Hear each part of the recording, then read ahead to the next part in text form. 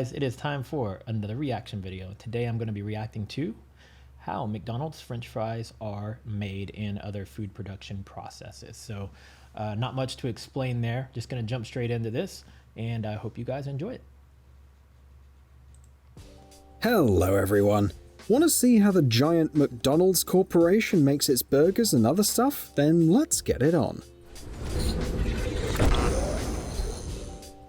The process of making buns begins with dough. To make it, McDonald's uses flour, water, liquid yeast, and salt. Then the sponge is sent to a fermentation room for about 4 hours. After that, the dough goes down the chute and gets mixed with other ingredients, for example, sugar and salt. But don't worry, of course, buns are not the most dietary product, but they still contain less than 5% sugar. At the next stage, a huge machine twists the dough, after which the conveyor shapes it into small balls. Then these balls are given a light dusting of flour and put into special baking pans. Then the balls have to stay there for 55 minutes at a temperature.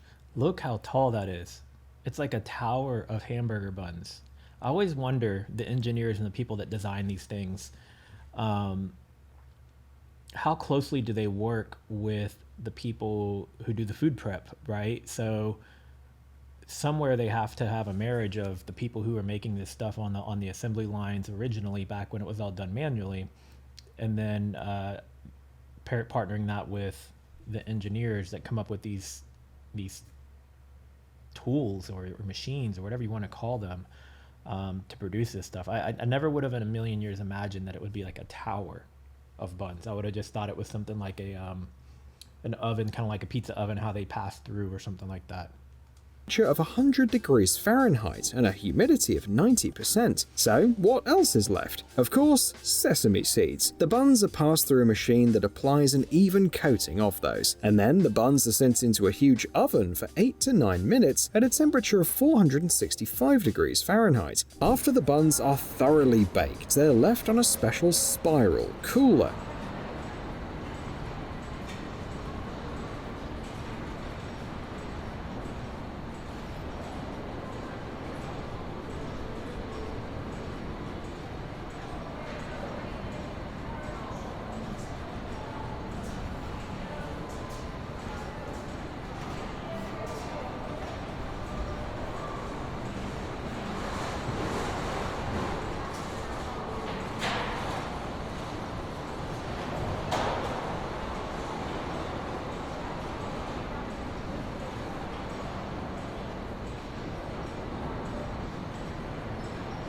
They look like little sponges there, like makeup sponges or something like that. Where they cool down for about 27 minutes. After that, they also have to be checked by specialists who inspect them, and only then send them for slicing and packaging. In the restaurants, employees will brown them in a special oven.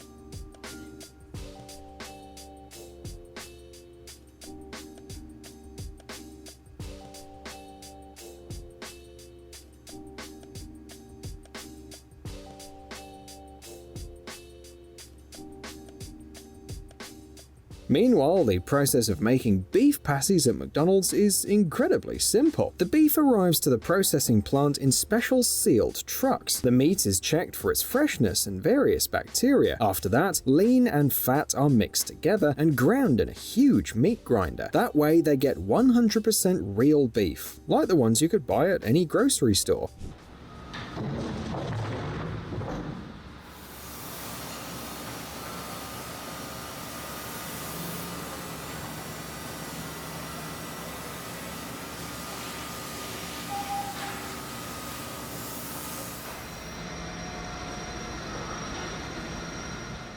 The main secret of their beef patties is that as soon as the special device gives them shape, they immediately go into a giant freezer, where they stay for 24 minutes. After that, they're packed and sent to the restaurants. Just think about these figures. One such factory can produce about 3 million patties a day. In the restaurants, they're cooked on a double-sided hot plate until they reach an internal temperature of at least 155 degrees Fahrenheit. 3 million a day. I wonder how many different factories there are specifically for McDonald's, and then how many regions that they provide the patties for, and how many patties are consumed a day. I mean, that's just 3 million a day. That's insane. And then the fact that theirs goes straight from fresh to frozen. I think it's Wendy's. I could be wrong, but I think it's Wendy's that claims their patties are never frozen. So I wonder what their process is. I'm gonna have to see if I can find a video to how quickly they can get it from factory to store for it to not be frozen and still be maintain the freshness to cook it and serve it. In order to grow high-quality lettuce, the land on farms is regularly checked.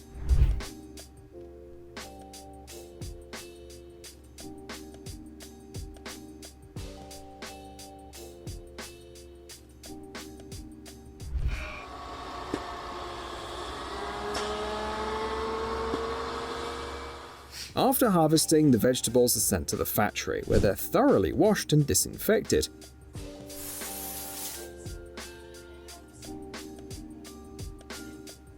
Next, experts check the harvest for freshness and throw away any damaged leaves. After that, the lettuce is sliced or chopped, depending on how it needs to be served at the restaurants.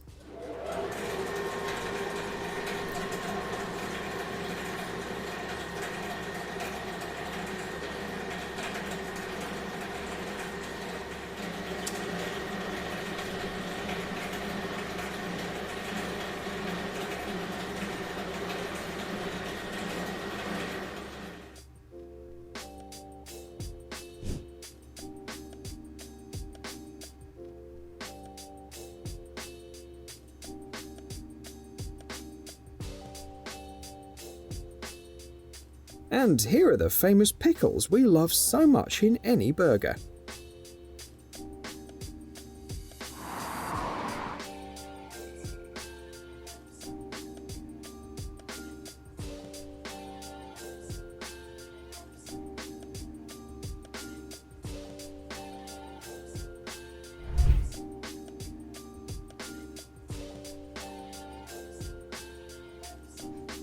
Personally, I'm not much of a fan of pickles. One of the things I just saw that was kind of cool though is it seems like the computer automatically scans like the size and shape of them, and if they're like strange shapes or I guess too wide at one end versus the other, they get booted and kicked out. So I wonder what McDonald's is doing with the ones they get rid of. Are they selling them on a secondary market somewhere? I remember seeing a video some years ago of a produce company that took all the rejected produce specifically from like things like this and then sold it at a lower cost. So I wonder if they're doing something like that with these pickles, or maybe they're donating them to other countries or people in need. Who knows? If you do know, tell me in the comments. I want to know.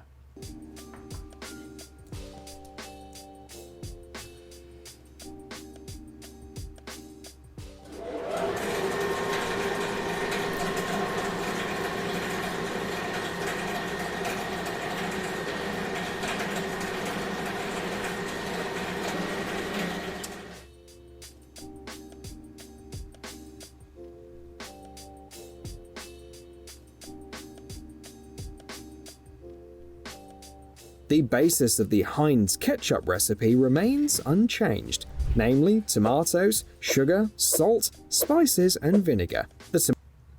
Hold on. Namely tomatoes. They say tomato, yet they put a picture of celery. Somebody messed up. Sugar, salt, spices, and vinegar. The tomatoes for the ketchup are grown on special farms where producers use only selected seeds. It is important for the future sauce that the tomatoes have a large amount of pulp and a low moisture content, so that there would be no need to add starch to the product.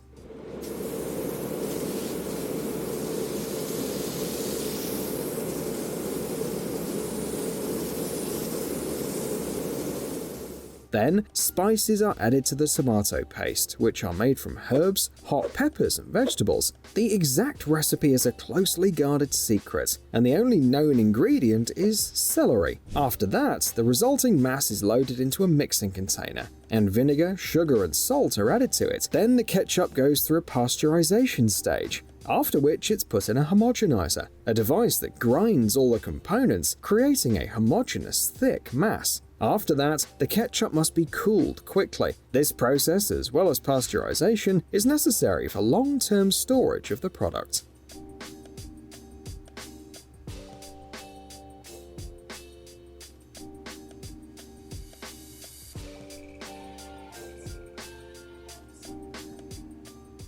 Of course, you can't make a burger without a good slice of cheese. Check out how they make them.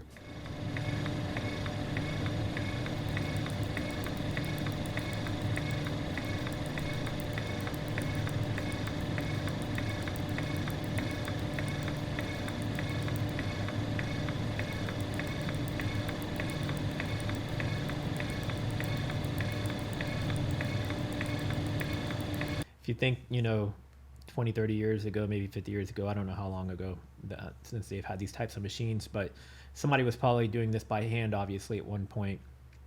And it's probably doing in like 2 seconds what would probably take somebody like 5 minutes to do. Like it's just like chop, chop, chop, chop, chop, chop, chop, chop, chop, done. Chop, chop, chop, chop, chop, chop, chop, done. And that would probably take a human 10 times, 20 times as long to do it.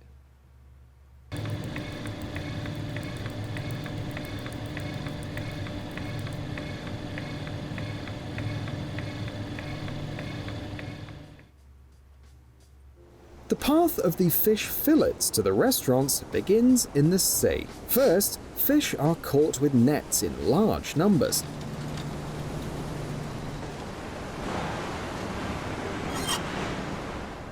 After that, they're sent to the factory to be washed and sorted.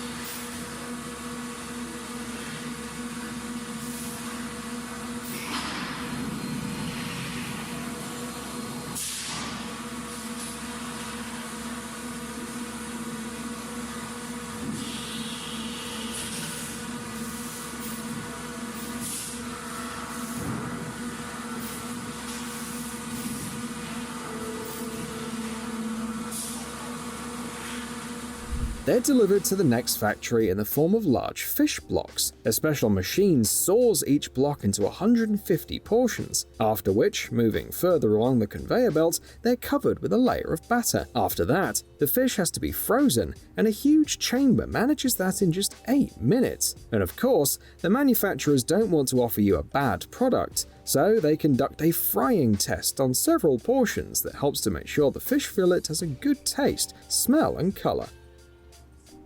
The fries begin their journey on farms. Potatoes are grown there with an optimal number of sunny days.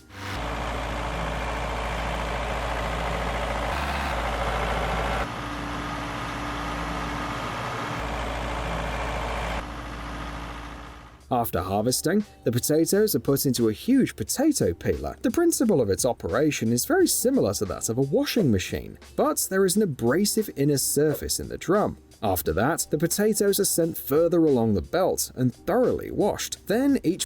It's amazing how fast all this food gets processed and then how much time it actually takes to produce it all, right? So getting these cows up to size to be slaughtered and chopped up into this ground beef, and how long does it take these potatoes to grow, and all the stuff that you need to make 3 million buns a day.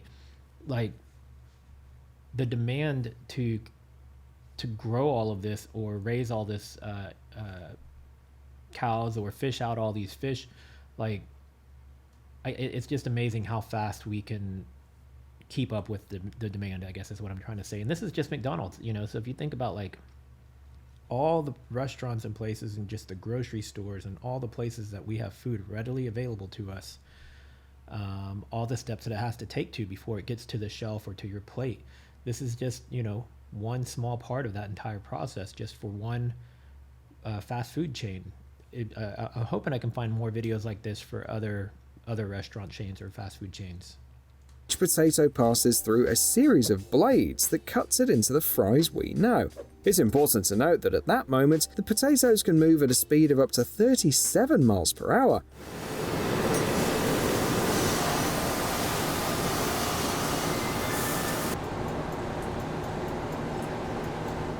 You know that potatoes often have dark spots, right? To remove them, laser and optical scanners are used, which automatically detect defects and remove the imperfections with a stream of compressed air. Then, the potato slices are dried on. Wow, so it scans them, pulls them aside, removes the bad part, and then lets it go on to the next step. That's, again, a machine replacing what a human would do and doing it at light speed. It's just nuts, man.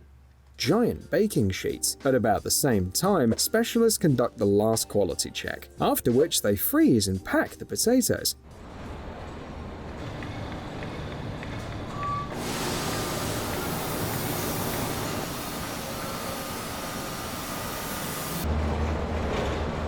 All that's left to do then is for the potatoes to get to the restaurant, where they'll be deep fried in oil with a high content of oleic acid.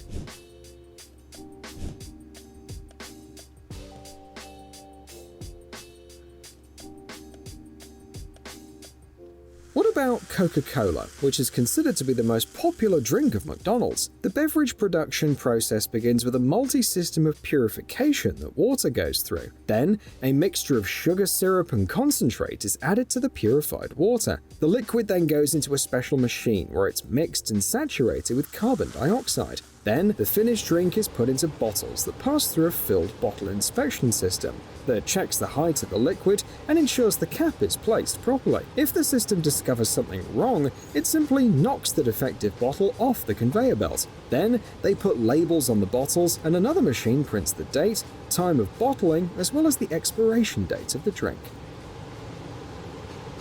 Amazing, just amazing.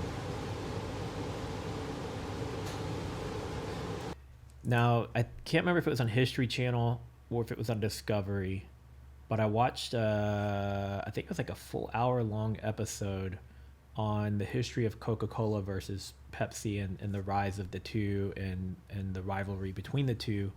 That was like a really, really interesting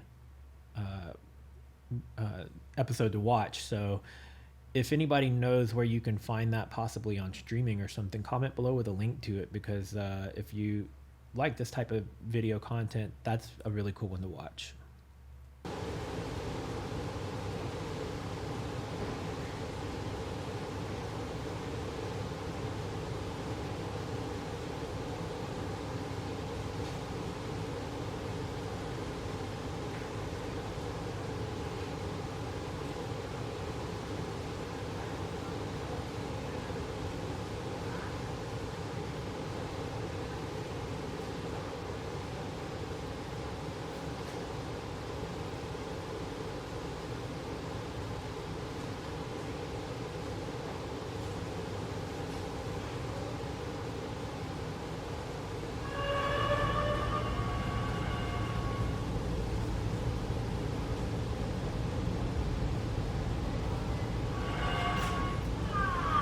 Can't believe they're able to stack them that high without them collapsing on themselves. That's crazy. The process begins with whole chickens. The employees separate the breast feet for the McNuggets.